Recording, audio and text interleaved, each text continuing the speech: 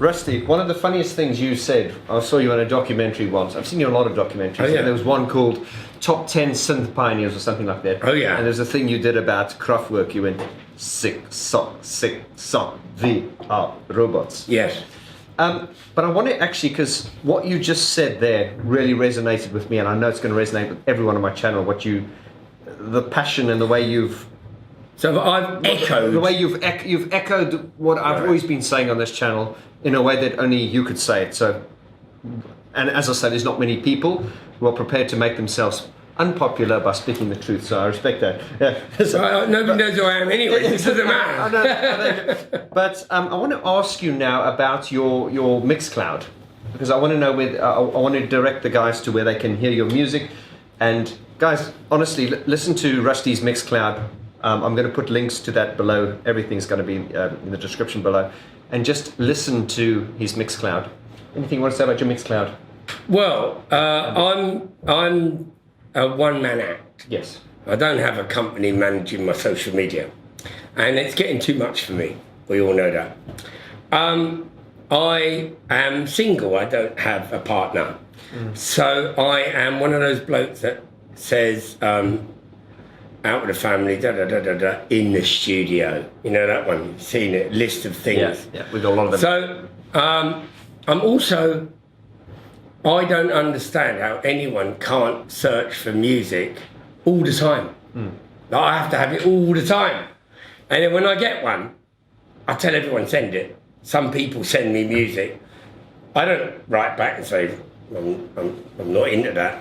I just credit them and say, oh, my mate Andy sent me this. And it's brilliant, and I play it. When I go through all the music, I get upset when I haven't got anything. Oh. And I get upset also when somebody I really like has made an album that's all right. Or I'm waiting for a record that arrives, like Kraftwerk, forever. But then I find Metroland, Plonk Records. I find some nuggets. So, I'm sort of losing track now. The bottom line really is that I love my music like a drug, and I need it every week. And I even write to people, like today, Marva, Vaughn, whatever her name is. I don't even know their names, but she's made amazing records. I played her on my radio, and I go, when am I going to get something new? And they're like, oh, you're a bit early. So I'm just like a sort of drug addict for music. And then I find people, and then when other people go, oh, Rusty Egan turned me on to this, then I'm like, my work here is done. And your Facebook page? Yeah, rubbish. Just I've got like 3 of them, and I can't manage all of them. Are you doing everything yourself? I do it all myself, yeah. Okay, so we'll have a chat afterwards, maybe. If you got Mixcloud, you put in Rusty Egan. If you go Google, put in Rusty Egan, you get a load of stuff. Yeah. But you can now pay to follow me. Oh. On Mixcloud. Okay. Well, that's good. I'm trying to monetize things. I'm rubbish. I need someone to do it for me. Simple as that. The thing is, the radio show goes out live in the UK at 8 o'clock Greenwich Mean Time, I've been told to say. Because it also goes out in Dublin at 8 o'clock, and it also goes out in Kent, Channel 1. Then it goes out on another time scale in Canada on a Saturday, and it goes out in South America. But none of that matters if you go straight to Mixcloud on a Saturday, and then you can get the show. And if you find me, you can go backwards by 5 years, and you can see that 5 years ago I was playing really amazing bands that have died since then, and then become someone else. Because they can't survive out there making their music and doing what they do without any attention. Sin Kostan would be an example. Villanah would be an example. In Finland, 1921. So what I did was I made an album called Welcome to the Remix, and I decided to collaborate with all of these people to try to bring them some attention. So I have mixed, remixed, rearranged, re-recorded and or completely redone a song by somebody from somewhere that I love. That brought attention to Tiny Magnetic Pets, who have seemed to have been liked by most people. And I then found Cult with No Name, and I worked with 10 Centurions, and he goes on and on and on. So if you go to my Bandcamp, you'll find Rusty Egan has got like about 100 tracks. Written, produced, remixed, whatever. It's because I have my own studio, which is not a solid state Logic 6000 series with all the toys, but when you listen to my music, you go, oh my God, I can't believe you made that at home. Because I do know how to produce great music. And I don't understand when I get a record and I've got my IT7 audio headphones, my mate's headphone company, and I'm going, how can they be so good and not know how to record? So the other night I was with a guy and I tried to tell him something. I said, do you know who Tony Visconti is? And he went, no. I said, well, he's called a record producer. And somebody like David Bowie would have some songs and a band. And he'd say, I need a record producer. And somebody might say, but you're David Bowie. And he'd go, yeah, I write songs. And I need a record producer. But I can't afford him. So there's a guy called John Leckie. And I said, just look up who John Leckie is. And I told this guy, who's got a band. And he came back and said, oh my God, he did Everyone I Love. Well, that's your collaborator. Because basically, when you play this guy your songs like David Bowie did, this guy goes, I know exactly what to do with them. And he's called your record producer, except you can't afford him, can you? No. So that's today. A lot of record producers today are literally like, no one can afford me and I'm not making any money. Yes. What about we kind of do a deal? Yes, absolutely. So if I love a band, you don't have to pay me. I just want to do it. Okay, let's go 50-50. All right. So I did that with Dubstar and we agreed everything. And unfortunately, my manager had a meltdown and he didn't send them a contract. But we agreed everything. 60-40, as a matter of fact, to them. We wrote the song 100%. All right. You got to do this. You can't say that. All right. You can't do this. All right. I agree everything. I don't care. I'm not doing it for money. I agree everything. Sent them the 3 mixes. Didn't hear anything. 40 tracks on my album. I'm a little bit busy, you know. And the album went up. A letter from a lawyer. Dubstar do not want you to have their track on their album. You will take it off the album now. You will pull your album down, or we will sue you forever. And I went, great. Nobody ever heard of that record. Yeah. It's dead anyway. It was on your album that nobody bought. I loved it. I love that song. I think it's brilliant. And I want to bring attention to it. And I spent all that time bringing attention to it. And I agreed everything that you wanted. And now what you've done is, you've put me off. What you've done now is I've said, you know what? I'm not going to make any more. I made 40 tracks.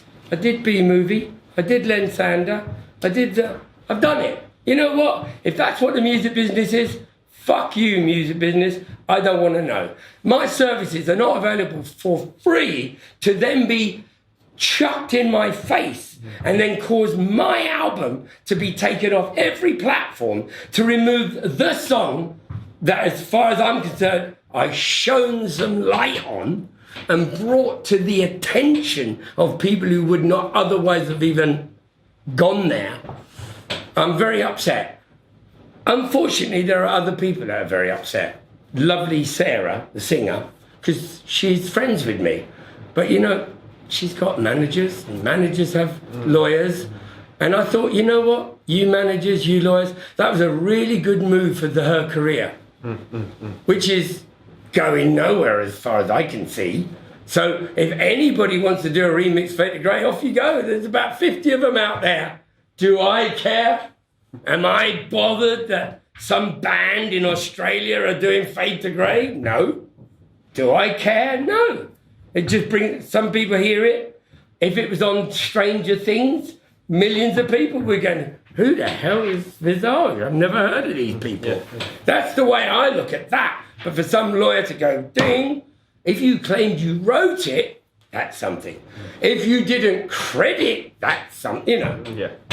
That's the way I look at it. Those people that steal and don't credit, like Ozzy Osbourne's daughter. That was just a record company in the 90s doing what they're doing. They're learning. They were learning how to rip you off in the 90s, but now they've got it off to a T. They know how to do it. So no, I'm upset about that. And there's a couple of other things that have upset me. And I'll tell you what it is if you're watching this channel and you're in a band and you're making music and you're releasing it on Bandcamp and you've got a mate doing the artwork and you've got a friend doing the video, you're doing a great job. You're doing what you love, but you're not in the business. You're doing what you love. But where there's a hit, there's a rip. Yes. And the bottom line really is if somebody in an advertising agency says, that is perfect for our campaign, who do we talk to? At this present time, they have to go to Bandcamp and talk to you. And you don't know anything. So you need a lawyer. And then the guy at the advertising agency says, well, let's try the guy we always use. And the guy we always use says, hey, what have you got? Well, we've got this track by this band that come from Billericay, and it sort of sounds like perfect. And they play it on a big screen in a boardroom. And there's a guy in the boardroom that says, I can do that. They're using a CR78, they're using a Prophet and a Mini Moog, and that's a delay on the Arturio. And they go, well, why don't you copy it? So the bloke goes off in his studio and he copies this little band that come from nowhere, and he presents them with a piece of music. I will go with that.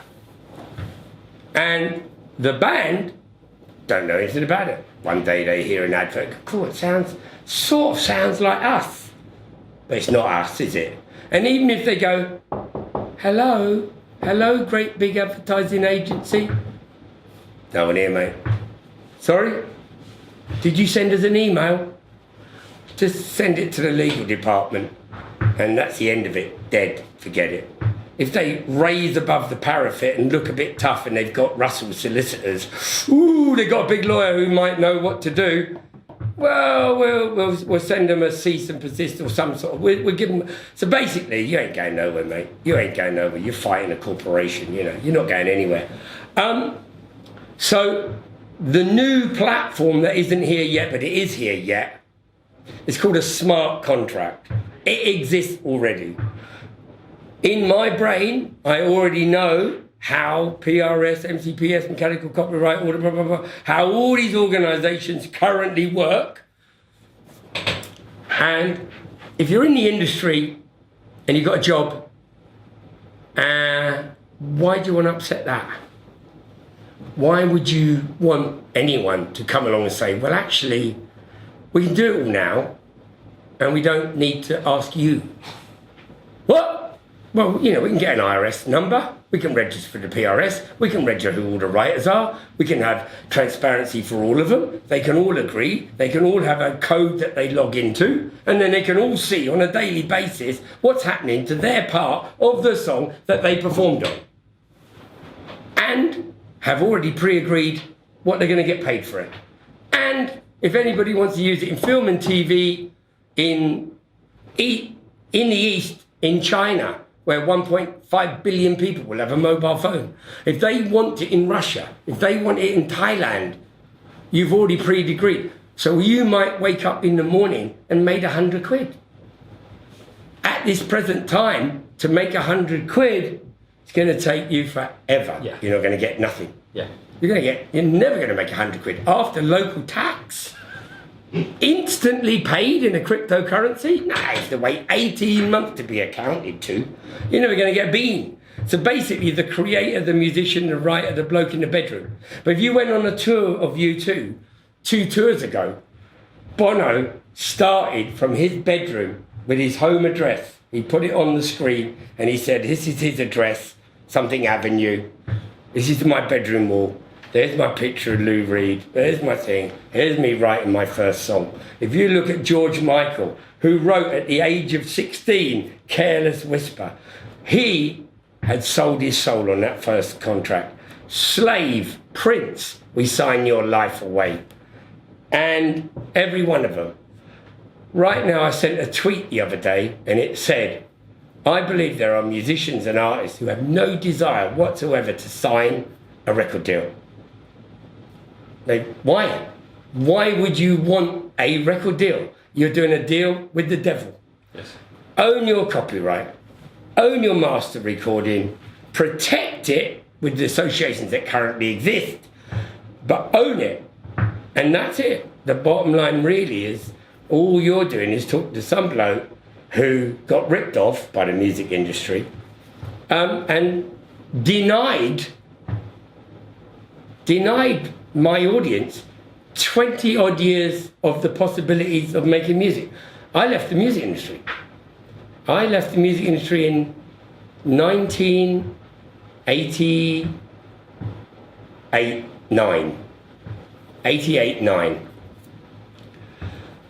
In 1992, Say Hello, Wave Goodbye was on the multi-platinum selling album of David Gray, a song that I owned.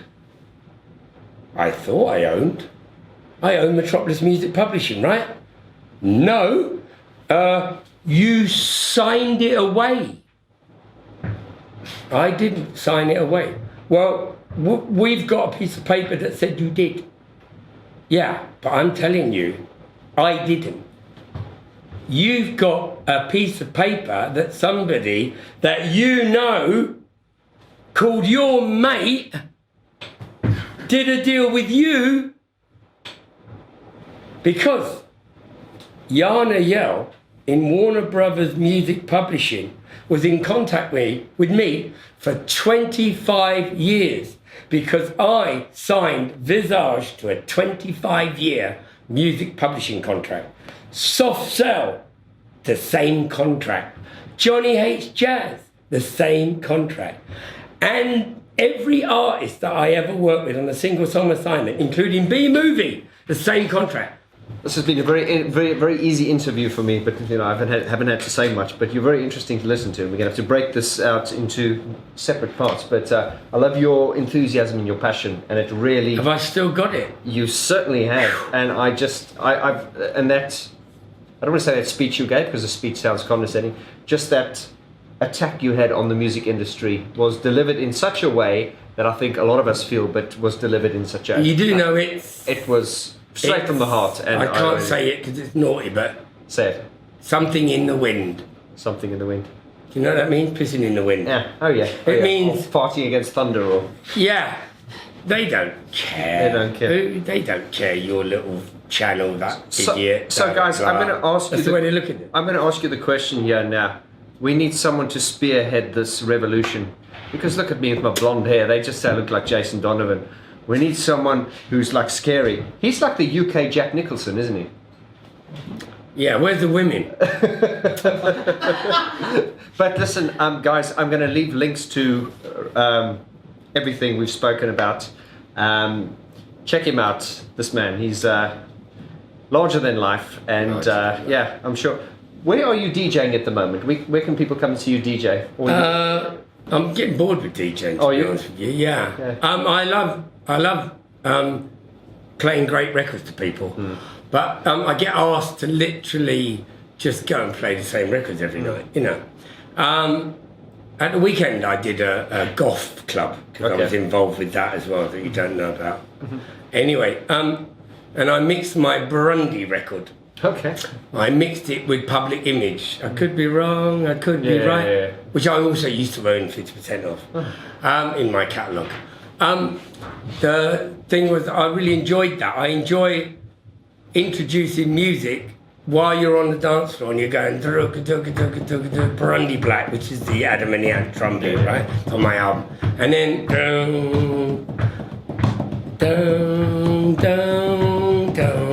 I could be wrong, and I saw this vibe, and I got them from there into The Cure, Spiders, you know. So I started really slow, and I had this great vibe going up to about 110 BPM, which I loved. And then another DJ came on who doesn't mix at all. And he put a record on, and then it stopped. And then he put a record on, but he put a record on at 100 BPM. And then he put a record on at 160 BPM. So it was just like, it's like you might as well plug in your phone and play your favourite song. What? So I think the art of being a DJ is thinking like that, you know, public image, oh yeah, into The Cure, oh yeah, and doing it in a way where you don't lose the beat. You still have the drums playing, it goes away, and then you hear, I could be wrong, oh, I love this song too. And then, oh, The Cure, I love this song too, you know. And I enjoy that. But normally you get, excuse me. Yeah. Well, play that. And you're like, who's that person? Who's that person? I know the manager. If you don't play what I like, you're going to get fired. And I'm like, don't I know who I am? And I go, you know what? I don't think I want to be here. So I normally say to the other bloke who can't play records, you're on now. And then I'll just go, and then people are saying, you're right. I go, nah, I wasn't enjoying it. I want a DJ to enjoy it. I don't want to have some bloke telling me what to do. As a matter of fact, in the Blitz Club, when we started the Blitz Club, it was a wine bar. Right. And I shared on stage recently that Giles from Accounts would leave Holborn at 7 and get a bottle of Beaujolais and bring the receptionist called Tracy, who don't go to wine bars, Tracy. Yeah, oh darling, I'll take you to a lovely little place I know called the Blitz Club. And it would be about 8:30, 9 o'clock, and you go, let's get another bottle. And he'd ply Tracy until she was wobbling on her white stilettos and needed a bag of chips. And then Rusty and Steve Strange would walk in with Princess Julia. And he'd go, oh my God, look who just walked in. And be like Steve Strange with his hair up, or Julia, whatever. And then I'd go in the DJ booth, take off the Bee Gees, and put Kraftwerk on, or Ralph and Florian, ambient, you know, Warzower, David Bowie. And his vibe was gone, and Tracy didn't like it anymore, wanted to go home, and he was like, oh, and he'd come up to the DJ, go, come on, mate. No mobile phone. Can you play I Want to Kiss You All Over? I want to kiss you all over till the night closes in. Oh, go on. Got Tracy all up for it. And I'll be like, Giles, fuck off. Go home. I know the manager. I come here every night. And basically, it still goes on today. And a DJ, you go to a bar, you've got all your music ready, you've got everything you want to play, and you go, oh, I've got this new record, it's amazing. And somebody comes up and goes, have you got Drake? And you go, ain't going to happen, is it? It's not going to happen. I can't play what I want to play. And before you know it, you're in 90s hip-hop, and you go, oh, God. I've got Tupac, yeah. Yeah, I've got it, yeah. And there's all these, like, wannabe gangsters on the dance floor, but they're really Ali G from Slough. Like, Tupac, got all his albums. And you just look at it and think, oh. But on my new album, I wrote a song, and it's called When We Were Young. Mm-hmm. And I'm on the vocoder as well. And it goes, it's Tuesday night, and we're ready for some fun. Oh yeah, all right. Dun, dun, dun. We're gonna dance till the morning light, because that's what you're doing. And then I basically say, I say it's 1979, it's 1980, all the way up to 1987, the summer of love. And I basically tell that story of that time, and it really ended at the Summer of Love, Acid House. And I was at Acid House with Paul Oakenfold, Danny Rampin. I was in Ibiza, I did all that. What we called ambient in those days was literally like Chris Rea, The Beach, On the Beach.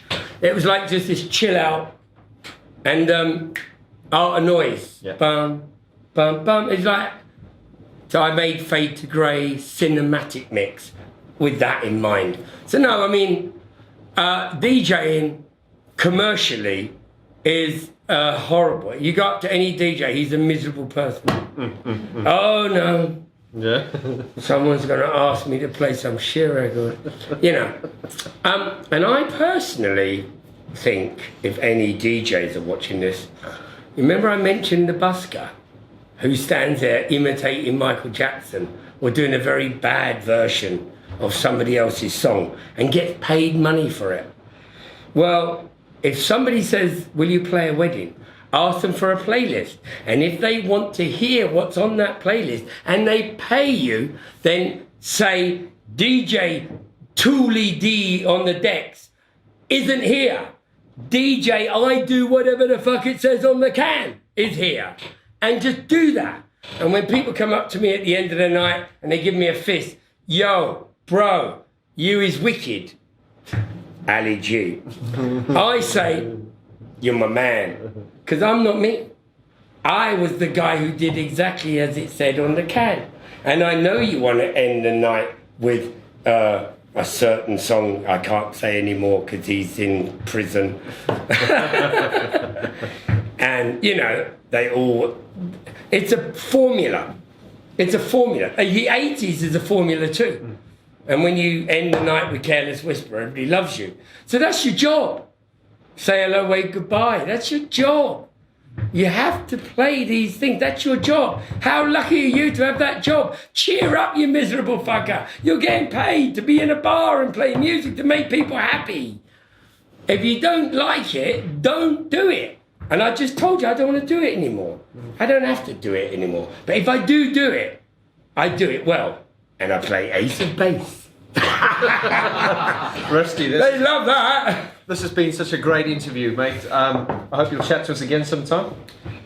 Anytime, man. Thanks for the introduction from our mate Andy McNabb. Come up here, Andy. Oh no, Andy on screen. On screen, come on. He's the man behind the man behind. Yeah. This is is this Elon Musk's nemesis, or is he? Well, not at all. Yeah, I think just come in between us here so we can get you. In between us Thank here. you very much, Andy, Hey, mate, you're welcome. for introducing us. And he is larger than life, just as you said. Yeah, it was great. It's the interview where I've had the least to say, but I've enjoyed it. I really, and my subscribers are going to love it. Andy, like everyone else, sends me music. Yeah. I'm not some genius that just picks it out of the sky. Every week I say on my show, if you're loving the music, send it to me, Rusty Egan 57 at gmail.com. That's when I turn into a DJ. Guys, links to all that in the description below. Check out Rusty Egan. Sir, thank you so much. I hope we'll see you again. Thank you. Andy, thank you for this. Thank you. And we'll see you on the next episode, guys. Take care. That's 5 minutes of your 15 minutes. Gone.